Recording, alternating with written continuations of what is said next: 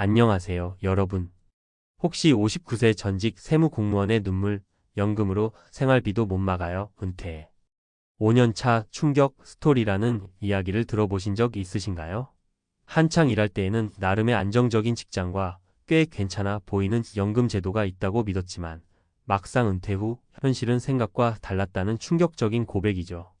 공무원이라면 최소한 연금이라도 받을 텐데 과연 생활이 힘들 수 있을까? 하고 의아해하시는 분들도 많을 겁니다. 하지만 지금의 사회 경제적 변화 속에서 우리 부모님 세대가 경험한 안전한 공무원 연금이란 환상은 점점 사라지고 있습니다. 저도 주변에서 이런 사례를 심심찮게 듣곤 합니다. 분명 공무원 하면 우리 사회에서 그래도 안정적인 직종 중 하나로 꼽히잖아요. 그래서인지 사기업보다 소득이 높지 않을 수 있어도 적어도 노후만큼은 걱정이 적을 거라 여기게 마련입니다. 그런데 실제로 은퇴 후를 살아가는 많은 분들이 연금만으로는 생활비가 안 된다고 하소연하죠. 집값, 물가, 자녀 지원, 의료비 등등. 돈이 들어갈 구멍은 끝없이 많은데 고정 수입은 연금 외엔 없으니 난감해지는 겁니다. 59세 전직 세무공무원의 눈물이라는 문구만 보아도 안타까운 마음이 들지 않으세요? 제가 최근에 지인으로부터 전해 들은 이야기 역시 이와 비슷했는데 정말 남일 같지가 않더라고요.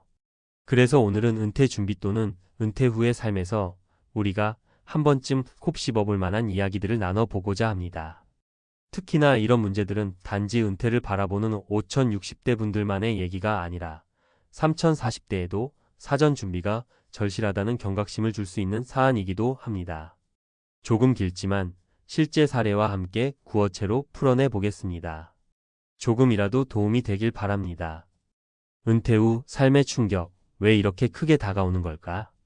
우리가 흔히 은퇴 자금이라 하면 매달 나오는 연금, 퇴직금, 여기저기서 모은 저축 등을 떠올립니다.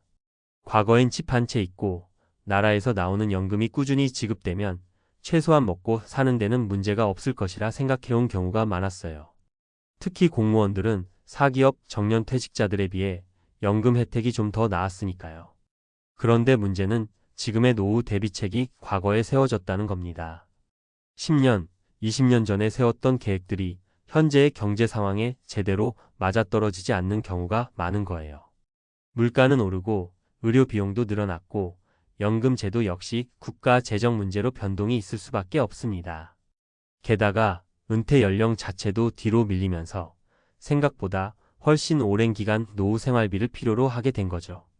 그래서 오늘은 총 3분의 사례를 통해 은퇴 후 삶이 왜 이렇게 어려워졌는지 그리고 어떻게 대처하면 좋을지 함께 이야기해 볼까 합니다. 가볍게 저의 수다라고 생각하고 들어주세요. 사례 1 59세 전직 세무공무원 정 씨의 이야기. 이 이야기가 오늘의 핵심이죠. 정 씨 가명은 59세입니다. 세무서에서 30년 가까이 근무한 공무원 중에 공무원이었고 가정 형편도 비교적 안정적이었어요. 어릴 때부터 공무원은 안정적인 직장이라는 인식을 갖고 있었고 그래서인지 어려움 없이 승진도 꾸준히 해왔습니다. 정년 퇴직보다는 조금 일찍 퇴직했는데도 그래도 공무원 연금이 있으니 살만하겠지라고 스스로도 믿고 있었습니다. 하지만 은퇴 후 5년 차에 접어든 지금 정 씨는 직접 청소 아르바이트를 병행하면서 근근히 생활비를 마련하고 있습니다. 설마 내가 이런 일을 하게 될 줄이야 라며 본인은 지금의 처지가 꿈인 것만 같다고 하소연합니다. 뭐가 이렇게 문제였을까요? 자녀 교육비와 결혼 자금 지원. 정 씨는 아들 둘을 대학까지 보내고 또 몇 년 전에는 장남의 결혼식 비용도 상당 부분 보태줬어요. 예전에야 집안에서 대출이라도 받아서 결혼 비용을 마련하는 게 보통이었지만 요즘은 부모가 적극적으로 자녀 결혼 준비를 도와준다는 사회 분위기에 휩쓸렸죠. 그러다 보니 은퇴 직전 모아둔 자금이 크게 줄었고 노후 대비용으로 넣어 두었던 적금도 일부 해약을 해야 했습니다. 생각보다 빨랐던 은퇴와 줄어든 연금. 생각에 없던 명예퇴직 제의를 받았고 그래도 공무원 신분이니 괜찮겠지 싶어 퇴직을 선택했어요. 그런데 정년을 채운 게 아니다 보니 예상했던 것보다 연금액이 1020%가량 줄었습니다. 그 차이가 은근히 크더라고요. 매달 들어오는 고정 수입이 줄어드는 건 막상 체감하면 상당히 부담입니다. 늘어나는 생활비와 의료비. 정 씨 부부도 이제 60을 목전에 두고 있어요. 젊었을 때야 병원 갈 일이 별로 없었지만 이제는 여기저기 아프기도 하고 건강검진이나 의약품에 대한 지출이 점점 늘어나고 있습니다. 더구나 최근 몇 년 사이 물가가 심상치 않게 올라서 매달장 보러 갈 때마다 긴장된다고 해요. 공무원 연금이 옛날엔 안정적이라 생각했는데 요즘은 물가가 워낙 치솟으니까 숨이 턱 막힌다고 토로합니다. 결과적으로 정 씨는 퇴직 후 2년 즈음부터 돈이 빠듯해지기 시작했습니다. 처음엔 소소하게 단기 일을 해보려고 했지만 업무 강도가 맞지 않거나 수입이 기대 이하라 그만두기를 반복했죠. 결국 요즘은 청소 아르바이트를 하면서 월급 비슷한 형태로 일정 금액을 벌고 계신다고 합니다. 사람들은 공무원이었다는데 지금 무슨 재테크를 하거나 다른 직업 교육을 받아보면 어떠냐? 고 조언하기도 하죠. 하지만 정 씨에겐 그런 여유가 거의 없습니다. 아르바이트로도 당장 생활비를 벌어야 하고 손주 돌 잔치나 다른 집안 행사 비용도 조금씩 돕다 보니 저축이나 새로운 시도를 할 만한 목돈 마련이 쉽지 않다고 해요.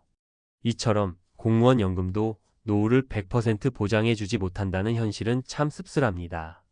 남들은 그래도 너는 공무원이었잖아 라고 말하지만 정 씨 입장에서는 돌아갈 수도 없고 나이 들고 사회 물가와 경제 상황이 급변하는 와중에 스스로를 방어하기가 만만치 않은 거죠. 사례 56세 퇴직 교사 박 씨의 이야기. 두 번째 이야기는 정 씨와 비슷하지만 직종만 교사로 바뀐 박 씨 가명 사례예요. 박 씨는 고등학교 교사로 정년을 어느 정도 채웠고 은퇴 후에는 학생들과 공부하던 시절이 그립다는 마음으로 생활을 시작했지만 이내 자신의 경제적 상황에 놀라게 됐다고 합니다. 예적금 해지와 대출 문제. 박 씨는 자녀 둘이 모두 해외 유학을 원했기에 그에 맞춰 유학 자금을 마련하느라 퇴직 전부터 대출을 꽤나 끌었었어요. 물론 교사라는 안정된 직장이 있으니 가능했던 일이죠. 문제는 은퇴 이후에도 그 대출이 고스란히 남았다는 겁니다. 원금 이자를 갚아 나가려니 매달 들어오는 연금은 거의 그쪽으로 나가버렸다고 해요. 정년 퇴직 후 교육 관련 부업 도전. 박 씨는 과외나 학원 강의를 조금씩 해보려고 했지만 이미 젊은 강사들에게 시장이 많이 넘어간 상태였고 무작정 뛰어들었다간 실적이 나오지 않는 상황이었습니다. 그나마 지인 소개로 소규모 방과 후학교 강의를 잠깐 맡았으나 시간 대비 수입이 많지 않아 생활비 충당에 한계가 있었죠. 결국 자녀 지원과 생활비 사이에서 고민. 어렵게 해외 유학 보냈는데 자녀가 힘들어하는 걸 보면 또 부모된 마음이 쓰이잖아요. 박 씨가 하소연하듯 말하더군요. 한편으로는 내가 왜 이렇게 무모하게 돈을 썼나. 그냥 국내 대학으로 보낼 걸. 하고 후회도 된다고 합니다. 결국 매달 빠듯한 생활이 이어졌고 노후 자금이라고 해봐야 주택연금이나 다른 부동산 매각을 고민해야 할 형편이 되었다는 거죠. 박 씨는 아직 60도 안 됐고 일을 더 하고 싶지만 마땅한 일자리가 없어서 답답하다고 토로해요. 한창 일할 때는 나는 교사니까 정년까지 꽉 채우면 연금도 어느 정도 나와서 편하게 살겠지라고 생각했지만 어느 순간 그 믿음이 너무나 막연했다는 걸 깨닫게 되었다고 합니다. 사례 3. 58세 지방 공무원 출신 이 씨의 이야기. 세 번째는 좀 더 지방에서 근무했던 이 씨 가명입니다. 이 씨는 시청에서 25년 근무하고 퇴직했는데 꽤 일찍부터 노후 계획을 세웠다고 해요. 하지만 은퇴 후 상황은 여전히 녹록지 않았습니다. 주택 문제와 부모 부양. 이 씨는 다행히도 집 한 채를 마련하긴 했지만 자신의 부모님이 편찮으시고 요양시설에 계셔서 매달 비용 지출이 상당했습니다. 부모님 보험금이나 국가 지원이 부분적으로 있긴 하지만 실질적인 간병비는 이 씨가 도맡아서 부담해야 하니 은퇴연금만으로는 턱없이 부족했죠. 지방 특유의 일자리 부족. 수도권에서야 은퇴 후 할 만한 아르바이트나 일자리가 상대적으로 다양하잖아요. 그런데 지방 도시에서는 일자리 자체가 많지 않습니다. 그래도 이 씨는 공무원 퇴직자 경력을 살려서 지방 자치단체에서 계약직 형태로 1년간 근무했는데 그게 끝난 뒤에는 다른 대안이 별로 없었다고 합니다. 소일거리 창업 시도. 주변에서 반찬 가게나 농산물 판매 같은 간단한 창업이라도 해보라고 권유했지만 생각보다 초기 자본이 들고 손해볼 위험도 있으니 쉽게 발을 들이지 못했습니다. 게다가 몸도 예전 같지 않아 체력적 부담이 있으니 무작정 뛰어들기도 겁이 났다고 해요. 결국 이 씨는 가족의 도움을 조금씩 받고 본인도 간헐적으로 자영업을 시작하려고 준비 중이라고 하는데요. 어릴 때부터 공무원이었으니 안정적이고 든든한 노후가 보장될 줄 알았는데 막상 아닌 걸 보니 사람 이름 모르는 것이라는 한마디가 참 인상 깊었습니다. 은퇴 충격의 공통분모. 이 세 분의 사례를 보면서 느끼는 공통분모가 있지 않나요? 자녀 양육이나 결혼, 유학 비용 등에 대한 부담. 의외로 빨리 닥쳐온 은퇴 혹은 정년 이후 예상보다 적었던 연금, 의료비 주거비 부모 부양비 등 지출이 지속적으로 늘어남. 새로운 일자리나 재취업 기회 부족 혹은 체력 시간 부족. 결국 공무원이면 최소한 연금은 든든하겠지라는 막연한 기대가 현실과 크게 달랐던 것이죠. 우리가 이 현실을 좀 더 객관적으로 바라보고 은퇴 준비에 대해 서둘러 고민해야 하는 이유이기도 합니다. 어떻게 대처하면 좋을까? 제가 감히 완벽한 해결책을 제시할 순 없지만 주변에서 들은 이야기들과 전문가, 조언들을 종합해보면 다음과 같은 포인트들이 있어요. 연금액 실질 평가하기. 막연히 나는 공무원이니까라는 생각이 아니라 실제로 내가 받을 연금이 얼마인지 퇴직 시점이 다가오면 반드시 재점검해 봐야 합니다. 공단이나 금융기관에서 연금 시뮬레이션을 해주는 경우도 많으니 숫자로 확인한 뒤 부족한 부분은 어떻게 메울지 계획을 세워야 해요. 은퇴 후 소득 다각화 고민. 퇴직 후 곧바로 창업이 어렵다면 작은 아르바이트나 파트타임 일자리부터 천천히 찾는 것도 방법입니다. 기존 경력을 살릴 수 있는 강의나 컨설팅 또는 공공기관 계약직 등을 알아보는 것도 좋습니다. 너무 큰 욕심을 부리기보다는 한 달에 50만 원이라도 벌겠다는 소득 다각화 전략이 쌓여서 생활에 큰 보탬이 됩니다. 지출 구조 조정, 생활비 최소화. 가장 쉬운 방법은 지출을 줄이는 거예요. 불필요한 소비나 가입해둔 각종 유료 서비스를 점검해보고 식비와 생활비를 효율적으로 운용할 수 있는 방법을 찾아야 합니다. 특히 자녀 결혼이나 유학 등 큰 비용이 들어가는 일은 부모가 전부 책임진다는 인식을 조금씩 바꿀 필요가 있지 않나 싶습니다. 부모가 무리하게 부양 비용을 감수하면 결국 자신들의 노후가 무너집니다. 건강관리, 특히 질병 대비. 은퇴 후에는 정말 의료비가 많이 듭니다. 건강관리를 소홀히 하면 병원비 지출이 급격히 올라갈 수밖에 없죠. 결국 건강관리가 돈을 아끼는 투자라는 인식을 가져야 합니다. 조기검진, 규칙적인 운동, 적절한 식습관을 유지해야 하죠. 가족 간의 의사소통과 재정협의. 은퇴 자금을 언제, 어디에 얼마나 지원할지, 부모님 부양비는 어떻게 분담할지, 자녀에게는 어느 정도까지 도움을 줄지 등을 미리 상의해둬야 합니다. 얘기하기 껄끄럽다고 미루면 나중에는 더 크게 문제가 됩니다. 맺은 말. 여러분, 오늘 제가 말씀드린 이야기들이 조금이나마 공감이 되셨나요?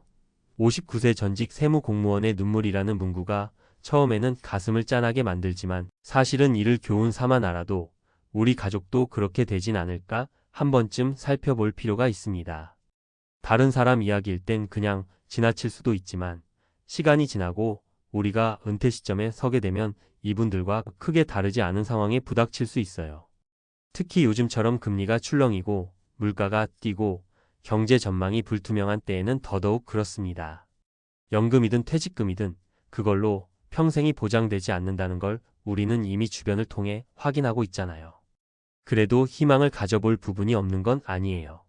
우리 사회에도 이제는 시니어를 위한 재취업 프로그램, 인생 2막을 열 수 있는 커뮤니티, 공공 영역에서 진행하는 다양한 사업이 조금씩 늘어나고 있습니다. 과거와 달리 온라인 마켓이나 블로그 유튜브를 통한 소자본 창업 기회도 생겨났습니다. 문제는 우리가 이 변화에 얼마나 빨리 눈을 돌리고 미리 준비하고 적극적으로 뛰어드느냐의 차이일 겁니다. 오늘 말씀드린 세 분의 사례 세무공무원, 교사, 지방공무원 어느 직종을 막론하고 실제 은퇴 생활은 그리 만만치 않다는 공통된 진실을 보여줍니다. 그래도 공무원이라는 껍데기가 우리를 영원히 지켜주지 않는다는 사실, 이제는 다들 아시겠죠? 무엇보다 우리의 은퇴 이후 삶은 남들이 만들어주는 게 아니라 내가 직접 만들어가는 과정이 돼야 합니다. 연금이 있다 해도 그건 최소한의 버팀목일 뿐, 나머지 생활은 추가 소득 창출과 지출 절약, 그리고 꾸준한 건강 관리를 통해 스스로 지켜내야 하죠. 59세 전직 세무공무원의 눈물이 남일 같지 않은 시대가 왔지만, 동시에 그 눈물을 교훈 삼아 더 치밀하게 준비할 수 있는 시대이기도 합니다. 그러니 지금이라도 늦지 않았습니다. 혹시 이 글을 읽으시는 분들 중에 아직 40대인데 은퇴 준비는 이르지 않을까 하시는 분이 있다면 오늘부터라도 내 연금액이 어느 정도인지, 매달 어떤 지출이 꼭 필요한지를 정리해 보시면 좋겠어요. 그리고 조금이라도 여유가 있을 때 내 재능과 시간을 어떻게 효율적으로 사용할 수 있을지 고민해 보면 어떨까요? 긴 글이었지만 실제로 은퇴 생활을 하시는 분들에게 조금이나마 공감이 되고, 또 은퇴를 앞두거나 준비 중인 분들께 도움이 되었으면 좋겠습니다. 오늘의 이야기를 통해 은퇴 후에도 삶의 안정감을 갖고 살 수 있는 방법을 함께 찾아가면 좋겠네요. 너무 겁먹을 필요는 없지만 그렇다고 방심해서도 안 되는 것이 우리 인생, 특히 은퇴 이후의 삶이라는 점을 꼭 말씀드리고 싶습니다. 지금까지 함께 들어주셔서 고맙습니다. 언젠가 우리 모두 행복한 은퇴 라이프를 누릴 수 있길 진심으로 바라며, 앞으로도 이런 현실적인 이야기를 자주 나눌 수 있으면 좋겠습니다. 여러분의 생각이나 경험담도 궁금하니 혹시 공감이 되거나 해주고 싶은 말씀이 있으시면 언제든지 알려주세요. 서로서로 정보도 공유하고 공감도 해주면서 지혜롭게 살아가는 세상을 만들어가요.